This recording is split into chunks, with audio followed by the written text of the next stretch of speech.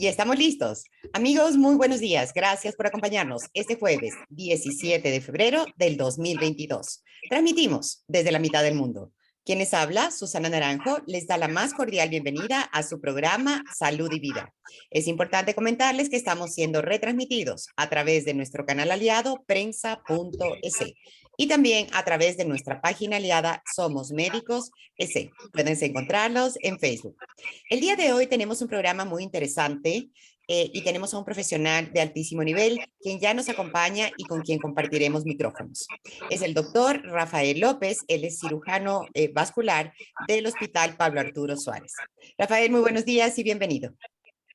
Buenos días, Susana, y a toda la audiencia. Un saludo.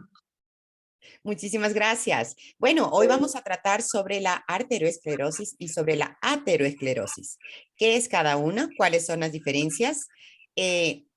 ¿Por qué se produce esto? ¿Cuáles son los síntomas para poder detectarlos a tiempo? ¿Y quiénes la sufren o no? ¿Te parece, Rafael, si iniciamos? ¿Qué es la arteriosclerosis? Bueno, para hablar de la arteriosclerosis y de la aterosclerosis hay que hablar de las arterias. Las arterias son conductos que llevan o transportan sangre. Podría decirse incluso que son más importantes que las propias venas. En casi todo el organismo tenemos una arteria y una vena que van a diferentes territorios, por ejemplo, a los miembros inferiores, a los miembros superiores y a los órganos, como el cerebro o el hígado. Entonces, ¿qué es la arteriosclerosis? La arteriosclerosis es el conjunto de patologías que producen obstrucción de los vasos sanguíneos, en mayor o en menor medida, puede ser leve, moderado o severo. Esto se refleja en la economía total del organismo. Sin embargo, el término aterosclerosis se refiere específicamente al daño de las arterias de gran calibre y de mediano calibre. ¿Cuáles son, por ejemplo, las arterias de gran calibre? La arteria aorta. Es una arteria que sale del corazón y distribuye la sangre hacia las extremidades y órganos.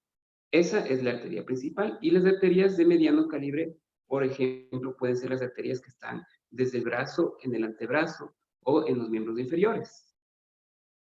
Entonces, prácticamente lo que produce esta enfermedad es obstrucción de los vasos sanguíneos y, por ende, el flujo hacia sus territorios que son irrigados, que son alimentados con oxígeno, nutrientes, proteínas, glucosa, vitaminas y otros elementos básicos para la subsistencia de la piel, del músculo, incluso de las uñas o en el caso de los órganos, para la subsistencia y la adecuada función de los órganos, se necesita el aporte de sangre oxigenada que solamente proviene de las arterias. Por otro lado, las venas solamente recogen la sangre ya utilizada y la transportan al corazón. No, qué importante saber los temas desde el inicio, desde el principio, para que toda la audiencia de Salud y Vida, quien va a mirar esta entrevista luego a través de nuestra página web saludyvidas.com, tenga un panorama muy claro de lo que es, ¿verdad? Rafael, avancemos entonces sobre ya el tema específico que nos acoge el día de hoy. Bueno, entonces, hablando ya de la aterosclerosis, hay que definir que afecta principalmente a tres territorios. Uno es el territorio cardíaco, específicamente las arterias coronarias. ¿Qué son las arterias coronarias? Todo órgano, como ya he dicho, tiene unos vasos arteriales que le proveen sangre. Entonces, las arterias del corazón se llaman arterias coronarias. Y la enfermedad coronaria, de hecho, es la más significativa en número de casos, porque hay más pacientes con enfermedad coronaria que de otras localizaciones. Como segundo punto tenemos la enfermedad cerebrovascular aterosclerótica, es decir, las personas que tienen en las arterias del cerebro estos grados de estenosis o de obstrucción que pueden conllevar a graves consecuencias, ya sean como un infarto cerebral o incluso a veces también sangrado, pero más infarto cerebral.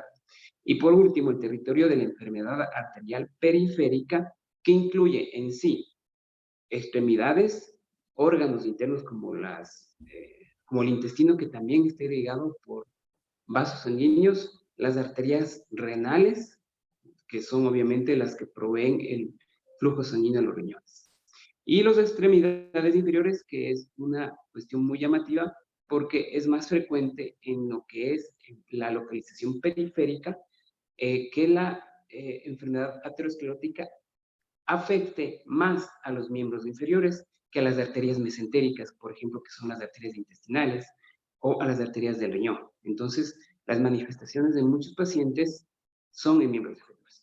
Como ya había dicho, la enfermedad coronaria es la primera. La primera en frecuencia, es mucho más común, es más frecuente. Sin embargo, tanto la enfermedad coronaria como la enfermedad cerebrovascular y como la enfermedad arterial periférica tienen una particularidad, que en estadios iniciales son de difícil diagnóstico, no producen sintomatología.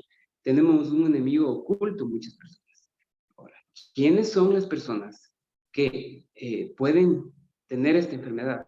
Porque yo creo que a la audiencia de salud y vida le va a llamar la atención y decir, bueno, si es una enfermedad oculta, ¿yo cómo voy a saber si la tengo o no la tengo? Correcto. Entonces, ahí vienen primero los factores de riesgo. Si ustedes son personas de las que tienen factores de riesgo, sea uno o sea varios factores de riesgo, ya tiene que acudir a su médico para que le chequee, le haga exámenes y le vaya monitorizando en el caso que ya le diagnostique la enfermedad. Entonces, la enfermedad se diagnostica primero con el examen físico. En el examen físico podemos nosotros llamar algunas, podemos detectar algunas situaciones. Sí, y también antes de eso, en los antecedentes del paciente. Si el paciente, como habíamos dicho, los factores de riesgo son muy importantes, tiene diabetes, hipertensión, tabaquismo, dislipidemia, que son alteraciones del colesterol y de los triglicéridos, son factores de riesgo muy importantes, especialmente el tabaquismo. El tabaquismo es una enfermedad que ha ido ganando territorio en los últimos años, sí, especialmente en las mujeres que antes no fumaban, ahora se ve más frecuencia de tabaquismo. Y lamentablemente el tabaquismo afecta más a las mujeres que a los hombres. Es un poco más agresivo con la mujer el tabaquismo. De otro lado, Perdón, la, Rafael, ¿podemos explicar un poquito más este tema? ¿Qué es lo que produce exactamente el fumar en las arterias? ¿Y por qué afecta más a las mujeres que a los hombres? el tabaco lo que hace en las arterias es activar diferentes mecanismos de tal forma que sus paredes, hagamos cuenta que una arteria es como un tubo y la pared interna es por donde circula la sangre. ¿Sí? Entonces la pared de la arteria sufre la agresión de productos del tabaco que afectan su estabilidad, la vuelven una zona inestable. Y en una zona inestable es fácil que se adhieran colesterol, plaquetas, elementos fibrosos, que son elementos endurecidos, calcio, que van taponando la arteria en forma progresiva. El tabaco estimula el daño y lo magnifica, lo potencia, porque normalmente el efecto que la sangre produce al pasar no produce daño, es algo fisiológico. Sin embargo, con la presencia de los productos del tabaco en la sangre, porque cuando uno fuma, los productos del tabaco van hacia la sangre ya tiene esos elementos que lesionan, que afectan la pared, que le lastiman a la pared. Y con el transcurso de los años y el tiempo, esa es la consecuencia. Ahora, en las mujeres no se ha explicado específicamente cuáles son los mecanismos, pero sí hay estudios epidemiológicos y estudios de casos en donde se ve que hay más mujeres afectadas por el tabaquismo. Digamos, si un hombre fuma 10 tabacos diarios, va a tener una enfermedad muy grave. Pero si una mujer fuma 10 tabacos grave, fuma 10 tabacos también, va a tener una enfermedad aún más grave. Pero como tú nos señalas, no hay estudios para determinar el por qué. Entonces, entendiéndolo, el tema de los fumadores, los y las fumadoras, no es en sí que el cigarrillo se pegue en las arterias como en algún momento se dijo, entonces para explicarlo científicamente como tú lo has dicho, sino que lo que hace es alterar la sangre y nuestra propia sangre es la que va a lastimar nuestras arterias. Claro, más que alterar la sangre, lleva toxinas. Y esas toxinas afectan a la pared de la arteria, lesionan, atacan a la pared de la arteria por mecanismos. Bueno, ahí los mecanismos generales se conocen. Primero es un efecto de cizallamiento de la pared, que quiere decir que la pared sufre una agresión directa sobre sus células. Y sus células ya no tienen la misma función de defenderse y de mantener su conformación anatómica. Entonces, por eso es que se hace una inestabilidad en la pared de la arteria, creando la posibilidad de que nuevos elementos traten de ir a reparar esa lesión. y en el momento de reparar más bien se produce un proceso inflamatorio, que es lo que hace que se adhiera colesterol, calcio y otros elementos. De esa forma se va conformando una placa. La placa de ateroma es una protrusión, es una parte de la arteria que no debería existir. Sin embargo, existe por esos factores. Ahora, el tabaquismo es una situación que yo veo que lamentablemente no se le está dando la importancia que es, porque normalmente cuando el paciente tiene tabaquismo no se lo considera como una enfermedad, y el tabaquismo es una enfermedad. El tabaquismo tiene que ser tratado. El tabaquismo tiene que ser tratado por un equipo multidisciplinario. En otros países que están más adelante con el desarrollo de los equipos de trabajo, vemos que tienen equipos de conformación de clínicas antitabaco, en donde están participando psicólogos, psiquiatras y otros médicos rehabilitadores, de tal forma que el tratamiento es integral. Incluso se pueden beneficiar de medicamentos. Ahora, sí es un poco preocupante saber que a pesar de que se hacen todos los esfuerzos, apenas un 30-40% de personas que están bien metidas en la clínica antitabaco dejan de fumar. Y es más preocupante aún, sabiendo que no hay esa cultura de clínicas antitabaco, saber que la persona que quiere dejar de fumar no solo depende de la voluntad propia. Bueno, habrá personas que lo logren y lo han hecho, perfecto, pero no es así para todos, porque finalmente es una adicción. Perfecto, importantísimo todo lo que tú nos has comentado sobre el tema del tabaco y el daño que provoca en el organismo. ¿Cuáles serían los otros factores? Tú nos hablabas del tema del colesterol. Sí, los otros factores de riesgo son la hipertensión arterial. De hecho, en un estudio realizado aquí en el Ecuador, en una tesis de grado, y en varios estudios en el mundo se replica lo mismo. Ahora me toca hablar de ese estudio porque se encontró que en el país un 70% de adultos mayores de 70 años tienen hipertensión arterial, que es un número elevadísimo, es un número alto. Entonces, ¿qué significa eso? 70% es alto. Ahora, apenas un 30% lo sabe. De ese 70%, la mitad, ni siquiera la mitad, sabe que tiene presión. Y de esas personas que saben, apenas la mitad hace un buen tratamiento. Porque muchas personas piensan que el buen tratamiento está incluyendo solamente el medicamento. Y el buen tratamiento de estos factores de riesgo, de la enfermedad periférica, de la aterosclerosis, de la enfermedad coronaria y de la enfermedad cerebrovascular, es dieta, ejercicio y medicación. Dieta, ejercicio y medicación. Si es que usted no cumple uno de ellos y se centra solo en el medicamento, se está olvidando de dos importantísimos. Hasta el punto que incluso gente que hace dieta y hace ejercicio a veces deja el medicamento porque le ha ido tan bien con la dieta y con el ejercicio que disminuye los niveles o el número de fármacos o incluso los suspende en totalidad. Otro factor de riesgo, aparte de la hipertensión arterial. Ahora, bueno, ¿cómo produce el daño la hipertensión arterial? Es un poco más conocido. Es porque la presión alta hace que la sangre circule con más velocidad de la que el organismo está preparado, de lo que las arterias están listas para soportar. Y esa fuerza de la sangre lesiona la pared arterial. Eso es uno de los mecanismos y bueno, de lo que ya hemos conversado, continúa el proceso. Lamentablemente, la hipertensión arterial no solamente puede producir estenosis de las arterias. En pacientes, por otro lado, que tienen una presión alta mal controlada, pueden producir incluso hemorragias cerebrales, que es lo que mucha gente conoce como el derrame cerebral. Correcto. Entonces, los pacientes con hipertensión arterial mal controlada tienen las dos posibilidades. Una, desarrollar un infarto cerebral que es gravísimo, porque el paciente puede tener un infarto cerebral sin haber tenido síntomas previos, sin tener aviso previo, sin haber sabido siquiera que es hipertenso. Y el infarto cerebral lo que puede motivar es pérdida de la movilidad de la parte derecha del cuerpo, de la izquierda, pérdida del habla, de la memoria, de la ubicación, del reconocimiento de rostros o de su propia voz y cosas que son muy, muy complejas de manejar. Obviamente dependerá del tipo de infarto y del tiempo del infarto, porque también existen infartos que son transitorios. Es decir, que un infarto cerebral puede durar menos de un día y el paciente se recupera totalmente después de haber sufrido este Rafael, evento.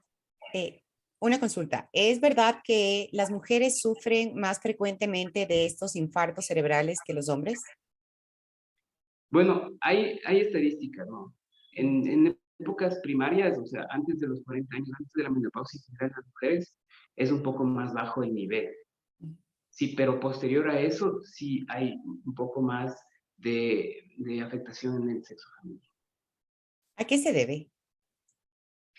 Hay bastantes cosas que no se conocen acerca de la arteriosclerosis, pero se cree que es una labilidad justamente de las células que participan en estos procesos. Perfecto. Avancemos también. Por ejemplo, el tema de la diabetes, La diabetes la es obesidad. uno de los factores de riesgo, la diabetes es uno de los factores de riesgo más importantes. La diabetes es, en los países del tercer mundo, una de las primeras causas de mortalidad. Y de hecho, dicho sea de paso, las enfermedades vasculares en general son la primera causa de mortalidad en el mundo. ¿Sí? La primera causa de mortalidad en el mundo son las enfermedades vasculares en general. Ahora, ¿qué está pasando en países que tienen mejores mecanismos de salud, mejores sistemas de salud, o que están más desarrollados, o que han logrado invertir más dinero en eso? Está viéndose que está disminuyendo desde hace 20 años que empezaron a hacer planes a largo plazo, está disminuyendo la cantidad de pacientes con enfermedades vasculares en general. ¿Y qué está tomando el primer lugar en esos países? El cáncer. Muchos de esos cánceres no son prevenibles, pero la enfermedad arterial periférica, la enfermedad coronaria y la enfermedad cerebrovascular sí son prevenibles. Entonces, en nuestro país todavía estamos como la primera causa de mortalidad, y dado que no se han hecho estrategias a largo plazo, como lo hicieron hace 30 o 40 años en los Estados Unidos y en Europa, cuando se dieron cuenta que eran las causas más importantes de mortalidad, me temo que la próxima década por lo menos seguirá siendo la primera causa de muerte. Ahora, la diabetes tiene una particularidad de afectar más gravemente al paciente que la hipertensión arterial. Por ejemplo, en las extremidades inferiores produce estenosis de los vasos, que quiere decir estrechamientos de la luz o oclusiones totales. ¿Cómo se manifiesta esto? A veces el paciente camina una cierta distancia y tiene tanto dolor en los miembros inferiores que se ve obligado a detenerse. Una vez que se detiene, el paciente puede volver a caminar porque ya se le alivió el dolor, pero otra vez se le replica el dolor. Eso se conoce como claudicación intermitente. Algunos pacientes incluso tienen, después en el grado ya 3, tienen dolor sin hacer ejercicio, que es más grave. Y algunos pacientes en el grado 4 o 4 ya presentan úlceras, necrosis o gangrena, que son lesiones ya más comprometidas. Si el paciente tiene diabetes, la enfermedad, las arterias más afectadas, los territorios más afectados son de la rodilla hacia abajo. Entonces es más complejo el tratamiento del paciente diabético, porque los vasos sanguíneos son de pequeño diámetro, es más difícil la cirugía para reconstruir las arterias o para dilatarlas o para hacer un bypass, realmente es más complicado. Y también en el paciente diabético es más difícil porque si es que llega a haber una infección ya se le un pie diabético en el caso de los infectores. Entonces, el pie diabético motiva a que la infección prevalezca, ¿sí? Y es un círculo vicioso, porque entra en el juego la hiperglicemia, que es el exceso de azúcar en la sangre, con la propia infección. La infección motiva hiperglicemia y la hiperglicemia motiva infección. Entonces es muy difícil contradecir. Hay unos valores de hemoglobina glicosilada que se conocen. Porque el paciente diabético que viene y le dice, no, doctor, yo como bien, no como azúcar, no como bebidas azucaradas. Y hay un valor que es una hemoglobina glicosilada, es un valor en sangre. Tiene que dar la aproximación de lo que le pasó al paciente en los últimos 3 meses, si hizo bien las cosas o no. Y el paciente a veces le dice, no, yo hago todo bien, tomo medicamentos, ejercicio y hago la dieta. Pero resulta que tiene una hemoglobina glicosilada de 11 o 12. Y eso claramente quiere decir que los últimos 3 meses hizo muy malas cosas. No hizo bien su tratamiento. Su valor de hemoglobina glicosilada debería ser menor de 6.5 y vienen con 11, 12 de hemoglobina glicosilada. Entonces eso afecta directamente la situación del paciente, sobre todo si ya tiene úlceras, porque avanza muy rápido una úlcera. No es de lo mismo una úlcera a un paciente diabético, porque avanza mucho más rápido y tiende a no cicatrizar justamente porque tiene alterada la sangre. Entonces, con respecto al otro factor de riesgo que no hemos tocado todavía son las dislipidemias, problemas del colesterol, de los triglicéridos, especialmente el colesterol. Sabemos que hay colesterol bueno y colesterol malo. Cuando las cifras del colesterol bueno son altas, obviamente esto es bueno.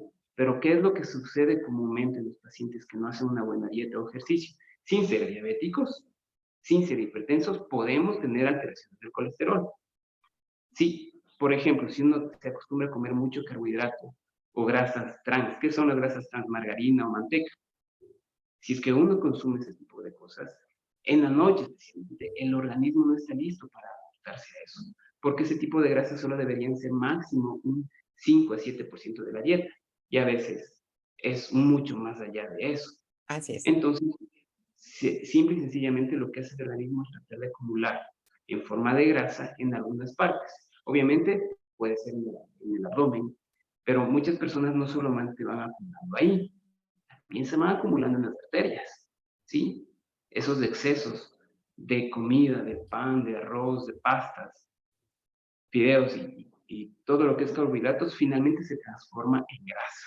Que Lo que normalmente no se estamos encuentra. acostumbrados, ¿no? En nuestra dieta ecuatoriana.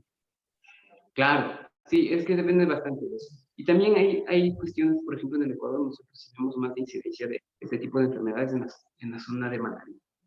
Será por la dieta, será por la genética, que tal vez es un poco diferente. Realmente no tenemos muchos estudios como para definir, pero por lo menos hay estudios en donde la epidemiología da para que esas zonas sean un poco más frecuentes para encontrar pacientes con este tipo de alteraciones. Obviamente está regado todo el país, pero es más difícil encontrar en la Sierra Central Alta, por ejemplo, problemas de este tipo. Más bien se encuentra en las zonas de la cuestión de Manabí. Obviamente, en las ciudades como Quito, Bequí, no nos quedamos atrás, lamentablemente, tenemos una alta frecuencia porque la dieta en realidad es rica en carbohidratos y también en grasas.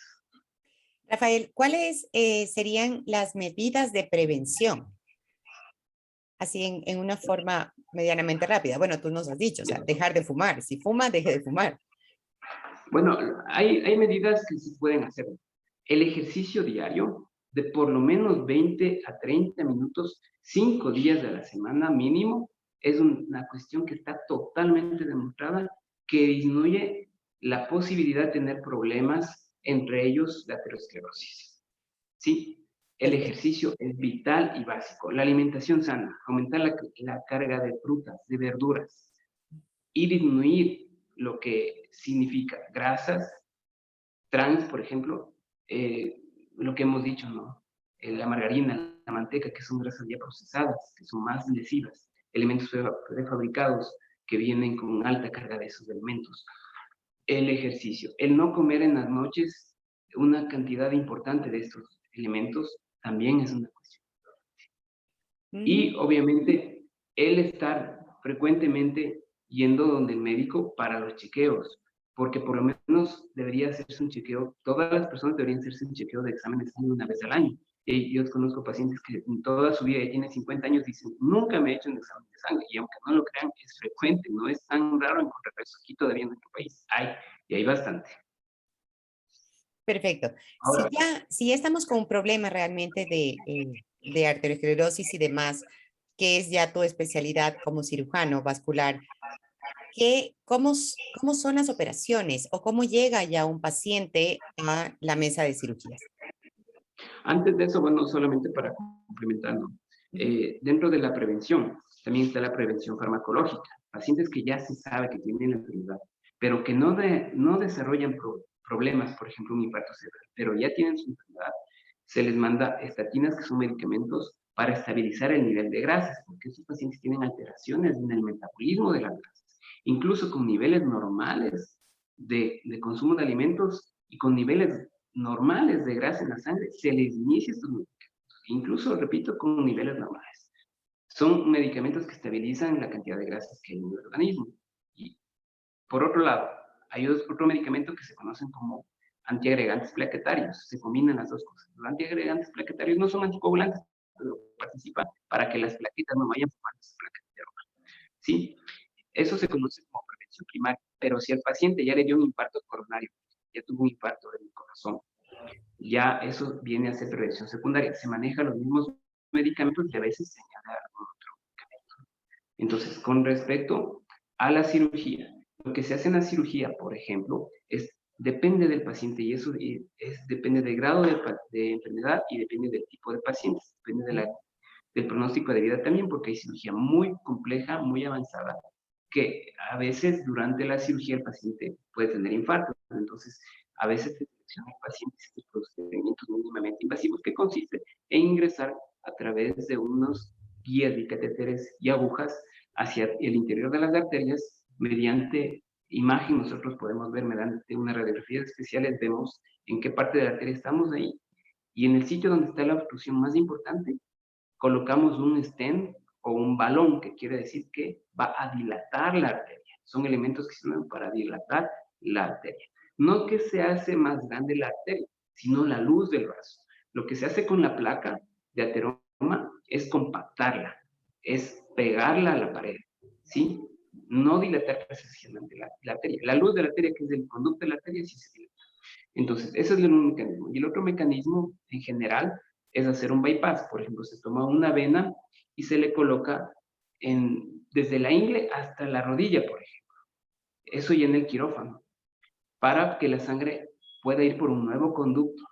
Es un conducto nuevo, limpio, sin paredes arteriales dañadas, pero es una cirugía compleja y siempre hay que preparar al paciente previamente, ¿no? Obviamente si hay tiempo, porque hay pacientes que están en tan mal estado que eso es necesario hacerlo más rápido. Otra cosa de la que no hemos hablado es que los pacientes que tienen enfermedad aterosclerótica pueden tener ruptura de esas placas del colesterol. Y cuando se rompe la placa, se forma un coágulo local, que es un problema. Y además de la ruptura, el segmento que se rompió migra hacia otro lado. Y eso puede producir una obstrucción a distancia, lo que se conoce como embolia, que es frecuente en las arterias del cuello que llevan la sangre al cerebro. Entonces, también se puede producir por ese lado un infarto cerebral cuando se rompe una placa. Acuérdense que esto está conformado por placa, con calcio y grasa, pero hay placas de otro tipo que se conforman por materiales un poco más blandos. Entonces, esos materiales blandos se pueden desprender. Y nosotros en la ecografía que realizamos para el diagnóstico podemos saber qué tipo de placa es, tener un aproximado. No hay ningún examen exacto, pero sí podemos aproximarnos a lo que le está pasando al paciente. No, qué importante. Es importante también saber, ¿ustedes en el Hospital Pablo Arturo Suárez realizan este tipo de intervenciones? Sí, claro. Bueno, obviamente con esto de la pandemia hemos reducido el número de procedimientos, pero estamos realizando los procedimientos, hacemos el diagnóstico, tenemos elementos diagnósticos para, antes de someterle a exámenes especiales, tener ya una aproximación y estadificar, que quiere decir ponerle grado a la enfermedad, ponerle el nombre a la enfermedad. Después con los exámenes complementarios le ponemos el apellido a la enfermedad. Entonces, sí tenemos el instrumental, tenemos el material para hacer este tipo de procedimientos. Ventajosamente ha habido un avance en el hospital para poder lograr esto. No es tan sencillo, ¿no? Porque los costos de una cirugía endovascular son altos porque los recursos vienen de afuera, los elementos, los materiales que uno utiliza para esa cirugía son elementos de última generación, entonces son costosos. Una cirugía de un bypass podrá costarle al hospital unos $2,000 o $3,000, pero una angioplastía, que es con estos elementos especiales, le puede costar por paciente unos $10,000, $15,000. Es Entonces, costoso. es difícil obtener los recursos, ¿no? No es tan fácil porque en realidad son cuestiones de elementos y materiales que cada vez van modificando, van avanzando, hay nuevas tecnologías, entonces los materiales cada vez por ese desarrollo tecnológico terminan siendo caros. Claro, pero valoramos tremendamente los esfuerzos que realiza el hospital y obviamente los profesionales como tú que están pendientes de curar y salvar las vidas de nuestros hermanos, de nuestros ciudadanos. Claro. Lo que nosotros nos dedicamos aquí en el hospital es, como yo como cirujano vascular, ¿qué es del área de la competencia del cirujano vascular? Las extremidades. Básicamente, las arterias de los miembros superiores y de los miembros inferiores. Al cardiólogo intervencionista le tocará la parte del corazón, ¿sí? Y también nosotros en el hospital también realizamos cirugía de carótida en los pacientes que necesitan, ¿no? Sí es un poco más complejo porque no es lo mismo operar una extremidad, porque la extremidad soporta mucho mejor el tiempo de la cirugía, no se puede demorar 3 horas, 4 horas en la cirugía, de tal forma que la sangre, si bien es cierto, se obstruye por un tiempo, sigue llegando y la pierna puede permanecer sin problemas durante la cirugía. La idea es mejorar la circulación. Pero en la cuestión de las arterias carótidas, que van al cuello y que van al cerebro, el tiempo es mucho más reducido porque el cerebro aguanta muy poco una reducción de flujo. Entonces tiene que ser una cirugía muy, muy rápida y técnicamente hecha. Nosotros hacemos mediciones previas de las presiones de las arterias para saber cuánto tiempo podemos demorarnos. No, nunca va a ser lo mismo operar una arteria carótida por esa situación del tiempo. Es más complejo. Correcto. Lamentablemente estamos llegando ya al final de nuestro programa. Rafael, queremos agradecerte por haber compartido esta importantísima información con todo nuestro público. Gracias a ustedes. Gracias a ti, Susi. Mucho gusto.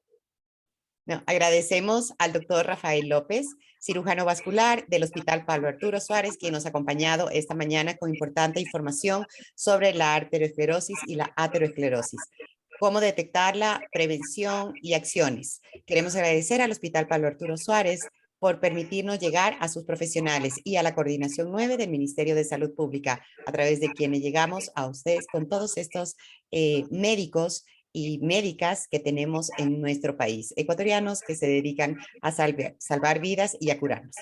Amigos, queremos desearles un excelente jueves, que tengan un excelente fin de semana. Les enviamos un abrazo para todos. Y recuerden que esta y todas nuestras entrevistas la pueden ver a través de nuestra página web saludYvidaEC.com y a través de nuestras redes sociales. Gracias a Prensa EC, la retransmisión de este programa, y también a Somos Médicos EC. Nos vemos la próxima semana. Un abrazo.